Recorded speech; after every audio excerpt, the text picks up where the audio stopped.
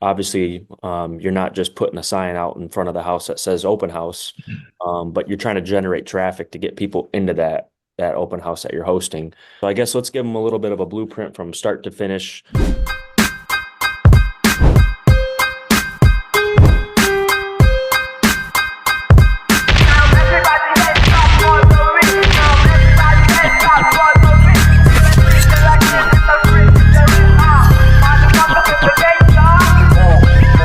So today's topic, just the number one thing that we would do if we were restarting our real estate career to become top producing agents. And this is a question that we get a lot from prospects that are just thinking about joining real estate or people that have been selling real estate, but are trying to get to that top producing, I guess, label in this case.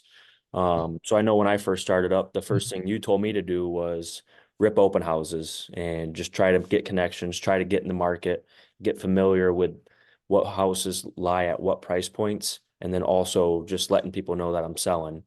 So I guess from an open house standpoint, what was why did you suggest open houses as my first step when I first started selling? Yeah, so when I started selling 12 some years ago, I just went searching for what's the fastest way to grow your real estate business, and I kind of latched on to a guy out in California that basically does open houses still today.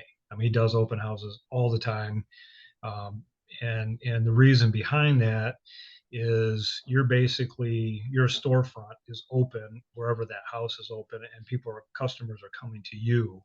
And so that's really where I got my start. Is I would do anywhere from 4 to 6 open houses every week for that first year. And the idea behind that is just a massive amount of activity around just that one open house. And I would do, like I said, I would do like 6 a week. And so there's be advertising around that. There's door knocking. There's the signs. There's things like that. So we can go into a little more detail about what entails a really good open house, because you don't just stick one sign up, open the door, and hope people come to you. That's not an effective open house strategy. But so I'm not saying just do open houses. I'm saying you got to do open houses the right way. Right. So Have a that's strategy my behind it. yeah, yeah. Go ahead. Um, so let's give a little bit of an idea of like what an ideal open house blueprint would look like. Obviously, you're not just putting a sign out in front of the house that says open house, but you're trying to generate traffic to get people into that open house that you're hosting. Um, so I guess let's give them a little bit of a blueprint from start to finish. Even we could do it 2 days ahead of time, up until the actual open house. And I think I'll start with the just the actual social media introducing that you're having an open house part, and then we can kind of go through to the end.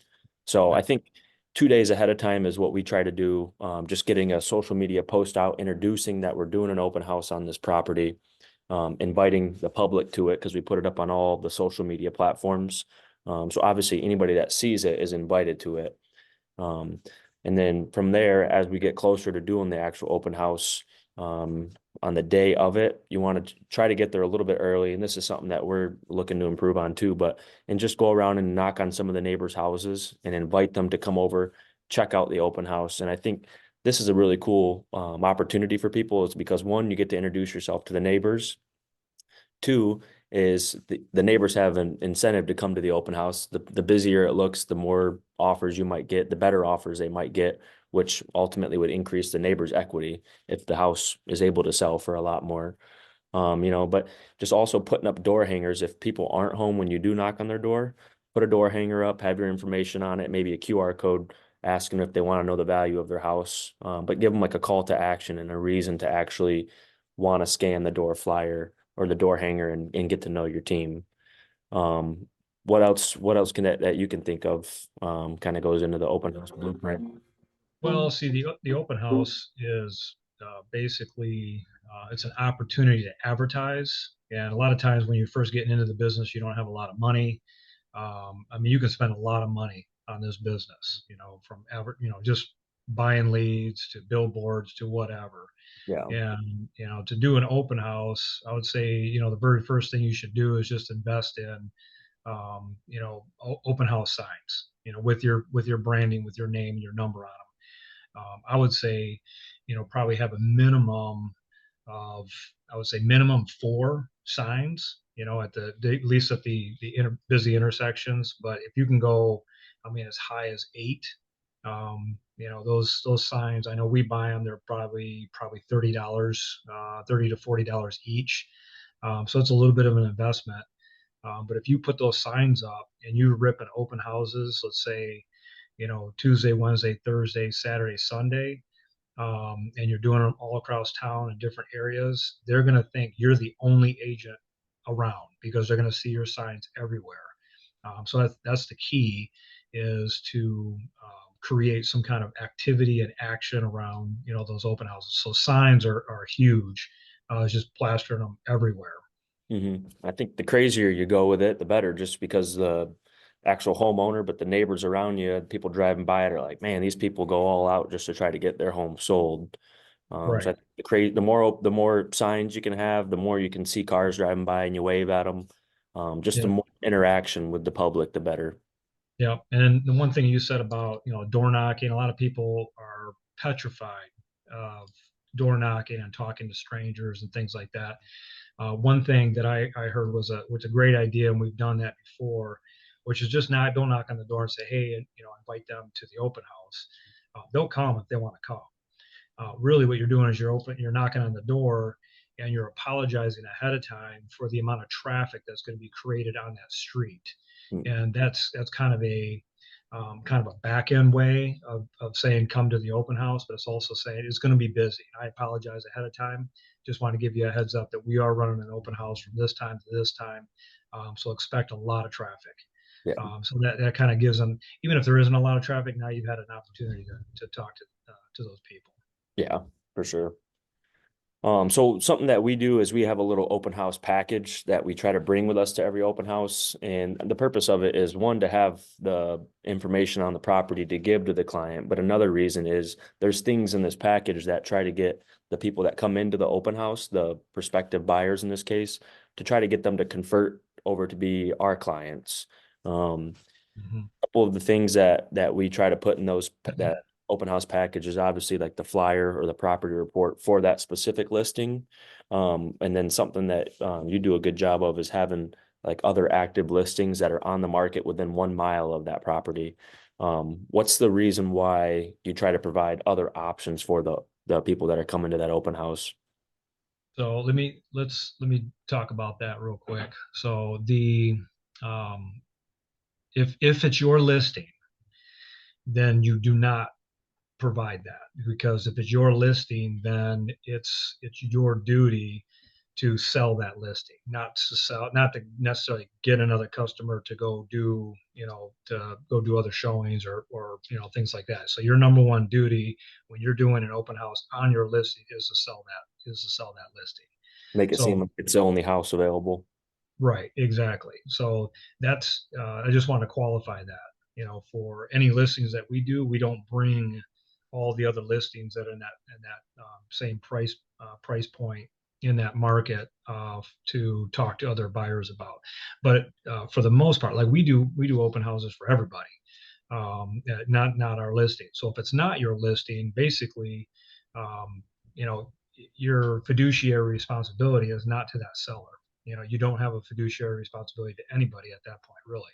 Yeah. So if a buyer walks in the door and they're like, well, this isn't quite the one for me, then what you do is you say, okay, well, here's a packet of similar properties.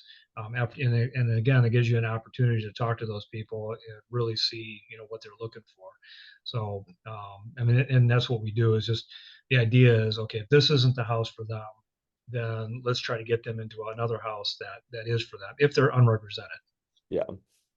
So, have you had any luck with open houses? I know you told me to do it my first year, I mean, we were ripping open houses every week and weekend. Um, and I think from my first year, out of the 50 deals that I did, I got five of those buyers from open houses. But that doesn't include some of the listings that they had to sell as well. I guess talk about some of your track record with open houses and if you've seen success from them. Yeah. So the the track record as far as open houses, it's one of those things where some days, and this is where a lot of people get frustrated, is you might go a whole week and do 5 open houses, and you might see one person, and then that agent will just say, "This doesn't work," But it's one of those things where if you do open houses 5 times a week for, let's say 6, 8, 10 weeks, you're gonna create relationships. You're gonna meet people. It's just the activity around that is, is what you're really looking for. Yeah.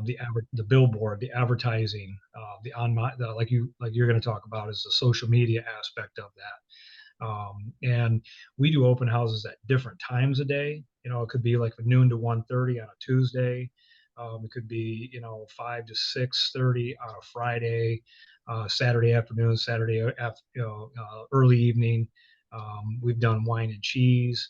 I mean, as far as the track record goes, the I remember one open house that sticks out in my mind is I did the open house. The guy walked in and said, "I'm buying this house all cash," and I'm like, "Great, we'll write up the offer after the open house." And he stood at the door and greeted everybody walking into the house and said, "Welcome to my house. I already bought it, but you're more than welcome to look around." Which I thought was pretty interesting because he would not have been that forceful if we'd not did that open house, and I probably Yeah. wouldn't have met him. He probably would have found another agent, and um, you know, the outcome would have been different. Yeah. So that particular instance doesn't happen all the time, but I will say that I would say it's got to be close to 10 to 15% of our business comes from open houses, and what we don't know is how much of that business comes to us after the fact. I remember one time we did an open house. I don't know if you remember this or not. We did an open house in Marshall. These people walked in. They said, "Hey, we know your son. He's on social media." Next thing you know, we're selling them a house, and we're also finding them, finding a, actually listing their house, selling it, and then finding them a new house. That was all Mhm. through an open house. Yeah. And I think people don't realize that when you're actively in the market, holding houses open, it builds some sort of trust with the clients when they do come in and they see you every weekend. You're meeting them again and again every weekend at different open houses. I think that there's some truth there. Yeah. Uh, I guess one piece of advice that you would give a new agent that they have to do at an open house, something that they can provide or that they have to say, just one piece of advice to help them convert leads when they do come into open houses. So number one thing I would say is, so the doors, you've done all the activity around it. Someone walks in the door. Um, the number one thing, and because I've actually attended open houses and I've seen this in action, is you got to greet them, which means you got to get off your phone.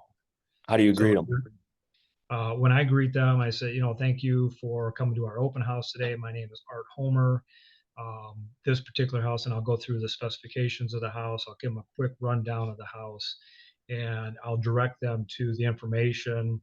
So you're basically, you're taking control of that particular meeting, that initial meeting, taking them over to the information that they can get for that house, and have them sign in right then and there. If you make it like if you appear as if this is how we do it, then they'll just comply. If you just say, "Hey, thanks, come on in," the chances of you getting their contact information or even making, some kind of connection with that client is close to zero. So again, if you do, 5 open houses a week for 52 weeks, and that's how you do them, you're is probably not going to be very effective. Yeah. So you got to do it correctly. You got to greet them. So basically, don't be on your phone. Greet them, give them the specifications of the house. So if it's not your listing and you don't know anything about this house, study, make sure you know everything about that house, talk to the listing agent, you know, you know, learn things about the house before you get there. Because you will get questions, Yeah. and then let people kind of, don't hover on them, don't tour them through the house, things like that. Just kind of let them, do their thing, and then periodically check in with them. Yeah. Maybe hold back some information, and as they're going through, kind of, introduce that information to, oh, I forgot to tell you. and then you tell them that, and then you kind of get them engaged. Yeah. That's a good point. I think it's important for people not to just be right over top of the buyer as they're looking at the house. A lot of people go to open houses because they don't want to be pestered or followed around by an agent. So Right. just letting them casually walk around, but be there to definitely answer their questions. The one thing I was going to put is just have some sort of resource to offer them. Don't just be that the salesman that's holding the house open trying to get a closing from it. You know, if they have never bought a house before, give them your first time buyer checklist so they know what the process looks like, the things that they've got to avoid, and have it branded to your company or to your team. So in our case, like the Homer Group, we brand everything with the Homer Group. That way, the resources that they're getting aren't from just anybody, but it's from the Homer Group. Right. So that's Good point. something that people could do is just or keep in mind is just figure out something that you can give to them as some sort of resource to help with this process that they're going through. Um, from a social media standpoint, I know we've been trying to do a lot more of getting the open houses out there. And there's a bunch of reasons why. I think the biggest reason why is that if you don't have any listings, find open houses to hold open, advertise those open houses. And a lot of the time, the public's not going to know whether it's your listing or not. They just see that you're holding an open house open, which means, oh, they must have that listing, you know. So it's a good frame to put into the public's mind that you're a listing agent by holding the open houses open and putting it out there on social media. I wrote down three separate occasions where you can put a social media post out for an open house. The first one's obviously 48 hours beforehand, a post about the open house. 24 hours, you can put the post up again just to kind of recycle it. The day of the open house, you can do another post, but then also the day of the open house, as you're there waiting for people to come, just take some videos and you can create a reel and highlight that video on any of your social media platforms and add some music to it. And people you tend to engage better with the reels. Right. Uh, do you have anything on social media that I didn't touch on with the open houses? I mean, maybe it's like an intro. Hey, I'm here today at 123 Banana Street, and kind of give them the specifications. We're here from 12 to 1:30, and then make that part of your intro to your reel, and then post that. Mm-hmm. And the And other thing too is to have, I know, there's certain people that we're connected with that may not be connected with those people that they're connected with. And once you just ask them to share that. And so if they share that, then they get a whole nother level of people that are looking at it. And I yeah. think that's one thing that we have a few people that do that for us. For sure. And another one I just thought of was you can even go live when you're introduced in the house. Some people will tap into lives. I've heard that like Instagram live, Facebook live, if you go live and the people that actually watch the video, um, the level of trust that you build with that person is like increasingly more than someone that doesn't tap into your live. I don't know Hmm. why. That was just a thing I heard on a podcast from Tom All Ferry. right. Is that what we're going to do that now? Should. Yeah.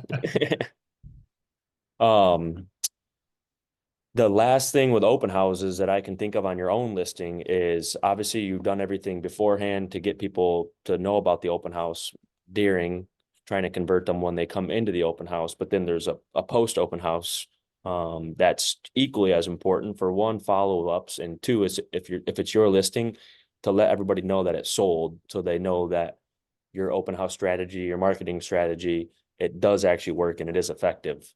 So the first thing for post open house is you obviously want all of your prospects to sign in when they come through the open house. So get their phone number, get their email, send them a text the day after the open house, just thanking them, add them to your open house drip campaign on whatever CRM you use, and just try to stay top of mind with the buyer prospects as they're, I guess, considering a buy here in the near future. And we do something like that with our drip campaigns for open houses, add them to it, add them to the campaign, and then they're getting an email. I think it's every 20 days. And it's a resource email. Here's what's going on in the market you're looking in. Here's some other, here's like our buyer packet that you might have lost if you want to refresh yourself on it. All things that are meant to benefit the buyer and not be annoying to them. Mhm. Right. Um, anything else that you can think of post open house where Yeah, I people mean, can as implement it? yeah, as part of that drip campaign is there's within our CRM we can create that open houses for a specific area, and so that just goes out with that, and basically you met them at an open house, you're sending them the open house resource every time you go out, you know, every time that CRM goes out and touches them. You know, Mhm. so they click on it. Oh, it's like, oh, these are all the open houses that are available in this particular area. Yeah, So, and the idea is to the idea is to become a resource for that person, just like you said. You know, they start counting on you for that information. You know, yeah, it's like we magically pull it all together and provide it for yeah. Yeah, everybody thinks selling real estate's like a huge sales job, but in reality is if you come off too salesy, a lot of the time people don't want to work with the salesy people. You know, it's more beneficial if you frame your job position as a like a real estate advisor or a real estate resource to people. them. Because if you're a resource or an advisor, you're there to help people either save money when they're buying or make more money when they're selling, which is Yep. the two biggest goals for buyers and sellers. Anything else you can think of? Not top of my head. No, I can't think of anything. I mean, if you did an open house and you kind of just rewound this video and just kind of, separate each one of those things. Again, the idea behind an open house, whether it's your listing or somebody else's listing, and again, qualifying that, you don't do an open house for someone who's outside of your brokerage. That's a little harder to do. Kind of similar with a FISBO. You can do those, but it's a little harder to do. So you look for listings within your brokerage. And then like what we do is we call around to all those agents and we find out who doesn't want to do open houses, who dislikes doing open houses. And then you become a resource to those agents that anytime they get a listing, they're just going to call you up and say, hey, can you host our open house? You know, so you start to build your business that way. Hmm. Guarantee you, just like what you found, just like what I learned, is that the number of open houses you do relates directly to how much business that you can obtain. Yeah, it's more of a consistency game. It's like that meme where the guy's chopping away at the dirt and gives up, but there's a diamond right behind the last layer he had to chop through. Yep. Same with open houses. You could hold four open houses and get nothing, and then your fifth one is a person who wants to buy that one but also has to sell a house. Right. Uh, so it's more of a consistency game, and obviously it's sometimes they're fun to hold when there's 20 groups coming through, but then when it is boring and nobody comes through, that's why you bring your laptop or your notebook and you start trying to develop your business a little bit more from other angles. Yeah. I was just going to say that. So if you're the way I always look at it is my office is literally where I'm sitting right now. Um, I'm not meeting anybody here. But if I'm doing an open house, the chances of me meeting somebody here at my office here is zero. My chances of meeting somebody new at an open house is, I mean, at least it goes up considerably. Yeah. So the idea is, just move your office to the open house, bring your stuff. If you're too busy, that's a great thing. If you're Hmm. not busy at all, at least you're getting something done. Yeah. And I think it's important to make sure people know that there's a blueprint for open houses, but you can go in and individualize each section of it. Like you don't necessarily if you don't want to go door knock, that's fine, but you got to figure out a way to let the neighbors know that you're holding that open house open that weekend or weekday. So personalize it to the way that you'd feel most comfortable doing it, but just know that there's activities that are probably going to, I guess, be more beneficial to your business if you did them. There's also alternatives that you can do to replace those, but they might not be as effective. Right. Correct. Yep. I agree. Yeah, and the three biggest parts of an open house are the pre, during, and the post. And if you can capitalize on all three of them, the chances of you getting a buyer for that specific house go up, but also getting a seller who might be a neighbor that you spoke with or came through the open house or saw how good of a job you did getting traffic there. Hmm. So Yep. I For think sure. those are the three biggest things. So yeah, to top it off, I mean, if to become a top producing agent, you got to sell a lot of units, but you also have to be active in the market. You got to not just feel busy, but actually be busy doing things. You know, if you don't have showings in a specific afternoon, figure out an activity to do in that afternoon or the other half of the day to where you can try to get business. Right. Yep. So cool. And I guess as being the first one, we'll let people know that we're going to try to do these every week now. And it's not the sole purpose of it is just to try to help newer agents or agents who might be in a rut in the current market or trying to figure out how to dig themselves out of a hole, to get their business up and running again. So we're going to try to come to people every week with system strategies and just other ways that we're doing our business or formulating our business to try to, reach our ultimate goal, which is to sell a lot more than we sold last year. And then the Yeah. next year we'll try to sell a lot more than we did this year. So just gonna try to keep trying to climb and improve. So we'll come with strategies every week, and we use your 12 years of experience and only my 3 years, but and we'll just try to get people more experience and more strategies. Yeah, and we'll bring topics as they come. So people send us questions all the time, and we'll turn those into topics and then talk about them. Yep. And the topics, people can find those on Facebook, the Homer group, Instagram. Yours is at Art Homer, mine's Homes with Homer. So on there we'll have links in our bio to join the Zoom calls, and we'll also have posts that just get recycled to show people what we'll be talking about that week.